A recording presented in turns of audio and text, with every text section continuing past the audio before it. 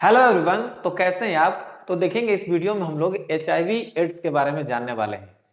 तो दोस्तों इस वीडियो में हम लोग जानेंगे कि एड्स सबसे पहले इस पृथ्वी पर या कहे तो इस विश्व में एड्स पहले कहाँ हुआ था और किस वक्त हुआ था और किस में हुआ था, और साथ साथ हम लोग ये जानेंगे कि आखिर ये फैलता कैसे है। तो दोस्तों देखिएगा, अगर हम बात करते हैं एड्स का, तो देखिए एड्स लॉस एंजल्स जो कि अमेरिका में स्थित है, वहां पर 1981 ईस्वी में आया था। तो दोस्तों एड्स का जो पहला केस है वो 1981 ईस्वी में लॉस एंजल्स में आया था, जहां पर ये जो केस है 5 पुरुषों में पाया गया था, जो कि दोस्तों होमोसेक्सुअल थे, यानी कि उनके बीच में फिजिकल रिलेशनशिप थे, दैहिक संबंध था, यानी कि सेक्सुअल इंटरकोर्स की प्रक्रिया में ये पांचों क्या थे, शामिल थे, होमोसेक्सुअली।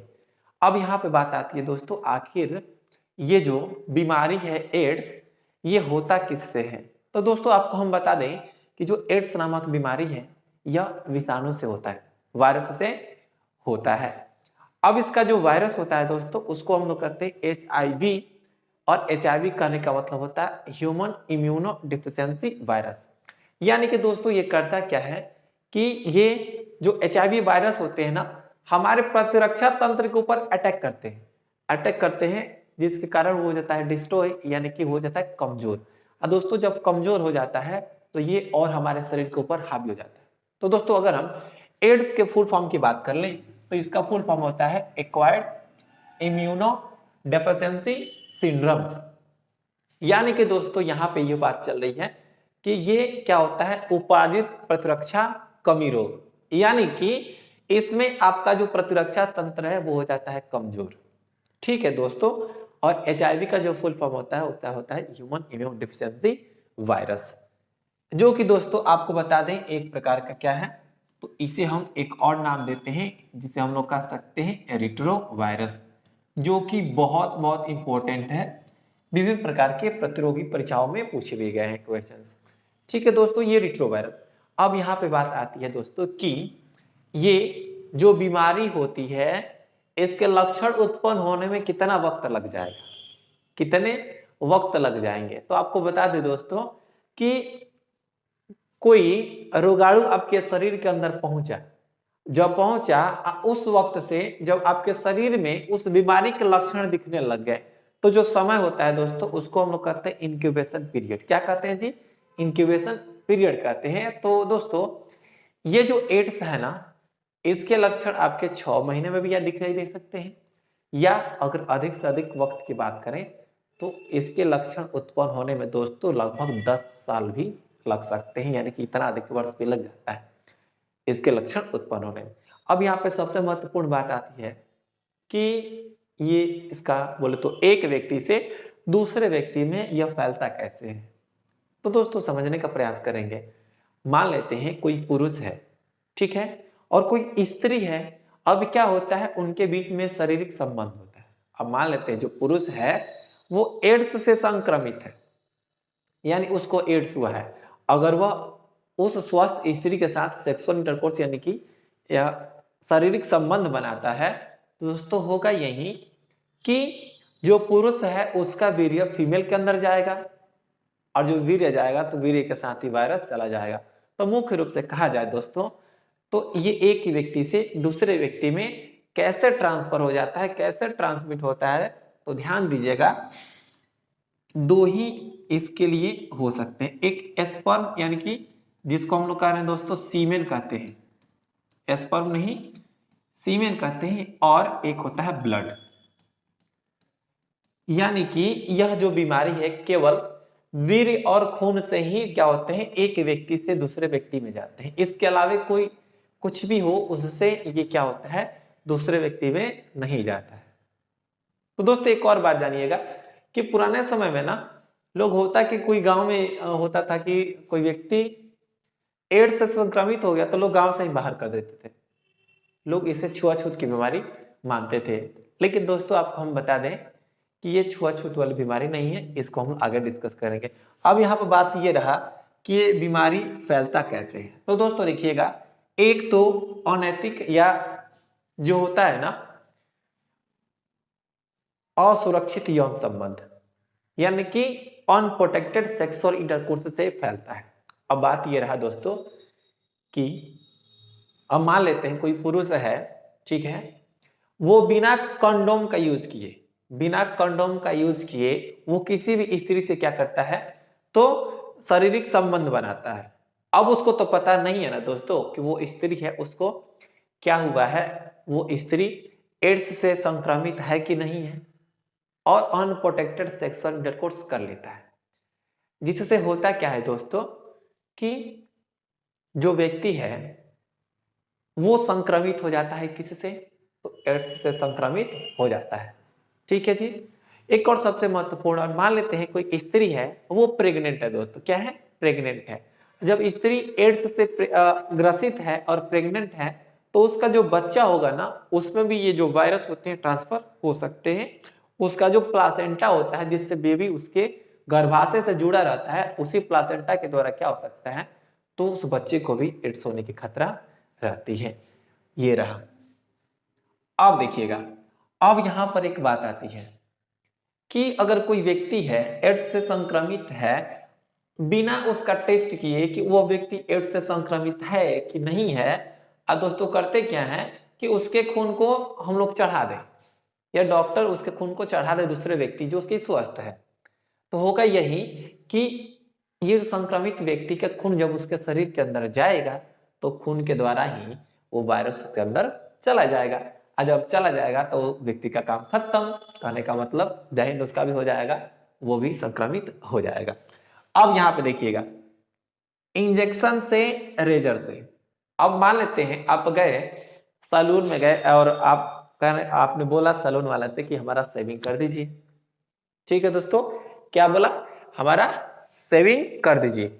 अब बोला कि शेविंग कर दीजिए तो उसने क्या किया कि पहले से जो ब्लेड लगाया था उसी से आपको सेव कर दिया। और ऐसा ना हो कि इसके पहले एक जो व्यक्ति आया था जिसको उसने सेव किया था वो एड्स से संक्रमित था, इसको तो पता नहीं था, बिना ब्लेड यूज किए हुआ यही कि इसने आपका भी सेव कर दिया। और जाहिर सी बात है दोस्तों, जब सेविंग किया जाता है तो कहीं ना कहीं तनिक तो कट ही जाता है, और उससे खून तो निकल ही जाता है, तो वो खून किस में लग गया, उसके ब्लेड में लग गया, और उसी ब्लेड से आपको भी सेव कर दिया। तो खून हमने बताया ना जी, खून से भी फैलता है, तो कटा और खून क्या हुआ, तो मिक्स हो गया, और जब खून मिक्स हो गया आपके खून से तो आपके अंदर वो वायरस चला गया। अब आप भी क्या हो जाएंगे, एड्स से संक्रमित हो जाएंगे। तो दोस्तों आप जब भी सैलून में जाइए तो उससे कहिए कि क्या करें, तो वो करे कि एक नया ब्लेड का यूज करें, इस बात का आप ध्यान रखेंगे। फिर रहा दोस्तों ये इंजेक्शन की बात कर रहे हैं। अगर मान लेते हैं एक ही इंजेक्शन से दो व्यक्ति को क्या किया जाए, तो इंजेक्ट किया जाए दवाई को, तो ये हो सकता है कि व्यक्ति जो संक्रमित है उसका इंजेक्शन उसी इंजेक्शन से दूसरे को लगा दिया गया तो वो व्यक्ति संक्रमित हो जाए। और एक संक्रमित व्यक्ति के अंग का प्रत्यारोपण करने से भी क्या होता है, तो यह बीमारी फैल सकती है।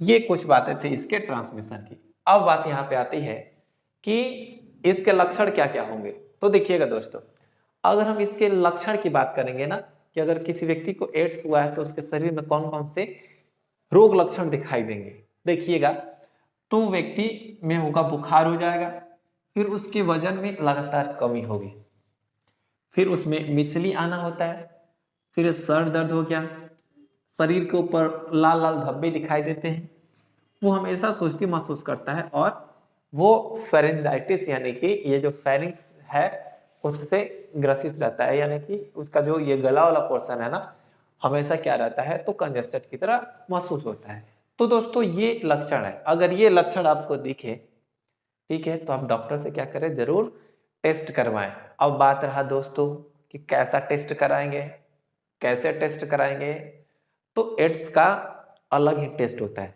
और इसका जो डायग्नोसिस जाता है, जांच किया जाता है, उसका एक जो सबसे इंपॉर्टेंट होता है वो होता है एलिसा, जिसको कहते हैं एंजाइम लिंक्ड इम्यूनोसॉर्बेंट एसे, यानी कि एलिसा जांच के द्वारा हम एड्स का पता लगा सकते हैं। या इसके अलावा दोस्तों एक होता है पीसीआर, उसके द्वारा भी पता लगा सकते हैं, और एक होता है वेस्टर्न ब्लॉटिंग, इसके द्वारा भी आप क्या कर सकते हैं, ये पता लगा सकते हैं कि आप एड्स से संक्रमित है कि नहीं है।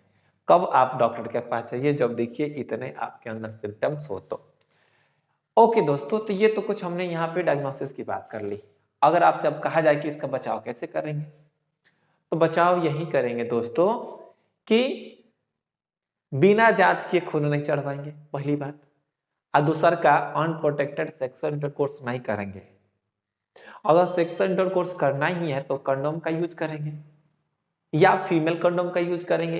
फीमेल कंडोम दोस्तों फीमेल का जो वेजाइना होता है उसमें यूज किया जाता है, और मेल कंडोम मेल के पेनिस पर एक रबड़ का होता है, उसको लगाया जाता है उसमें, ठीक है, एक कवर की तरह। तो वहां से एड्स से बचा जा सकता है।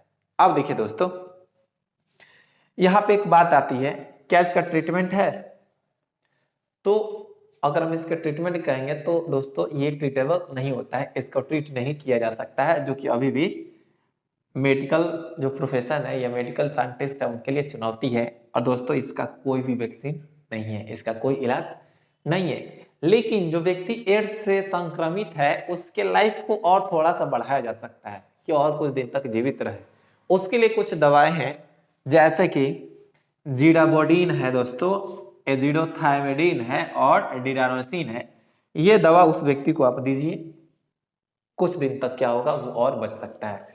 अब दोस्तों देखिए, जो सबसे पहले हमने बताया था ना कि लोगों के अंदर एक मिथ होता है कि ये छुआछूत वाली बीमारी है। तो दोस्तों ये जो डाउट है आज हम क्लियर कर देते हैं, 100% क्रिस्टल क्लियर कर देते हैं कि ये सरासर गलत है। अब क्या क्या कारण है तो देखिए, एड्स नहीं होता है, हम यहाँ पे कुछ आपको पॉइंट आउट करा देते हैं कि एड्स किससे किससे नहीं होता है। सबसे पहले इंसेक्ट बाइट, यानी कि एक मच्छर संक्रमित व्यक्ति को काटा, वही मच्छर दूसरे व्यक्ति को काटा, तो इससे हो जाएगा? तो नहीं होगा। दूसरी बात, क्राउड ट्रांसपोर्ट, यानी कि आप मान लेते कोई बस है और वो भीड़ भाड़ वाला है, उसमें आप क्या कर रहे हैं, ट्रांसपोर्ट कर रहे हैं, तो क्या हो जाएगा? नहीं होगा। हेड से संक्रमित व्यक्ति से आप हाथ मिला लिए तो क्या आप एड्स से संक्रमित हो जाएंगे? बिल्कुल नहीं। क्या संक्रमित व्यक्ति का टॉल आप यूज कर लिए तो आपको भी हो जाएगा? तो दोस्तों बिल्कुल भी नहीं। क्या कफ से या छींक से होता है? बिल्कुल नहीं होता है। हाँ दोस्तों, क्या किस करने से होता है? मान लेते हैं बहुत सारे केसेस होते हैं, लिप टू लिप किस भी होते हैं, तो अगर किस करने से ये होता है तो बहुत लोग कहते हैं एड्स से संक्रमित होता है, तो ये किसिंग के द्वारा भी नहीं होता है। अब होती है शेयरिंग यूटिलिटीज एंड टेलीफोन, क्या फोन यूज करने से होता है दोस्तों? तो नहीं होता है। अब है कि स्विमिंग पूल या टॉयलेट, या देखिए स्विमिंग पूल में बहुत सारे लोग आते हैं, उसमें स्नान करते हैं, तो क्या उससे हो जाएगा? नहीं होगा। और क्या टॉयलेट यूज करने से व्यक्ति एड्स से संक्रमित हो जाएगा? तो ऐसे नहीं है दोस्तों। हमने जो आपके अंदर ये जो धारणाएं थी कि छुआछूत वाली बीमारी है, उसको हमने आशा करता हूं कुछ हद तक क्लियर कर दिया।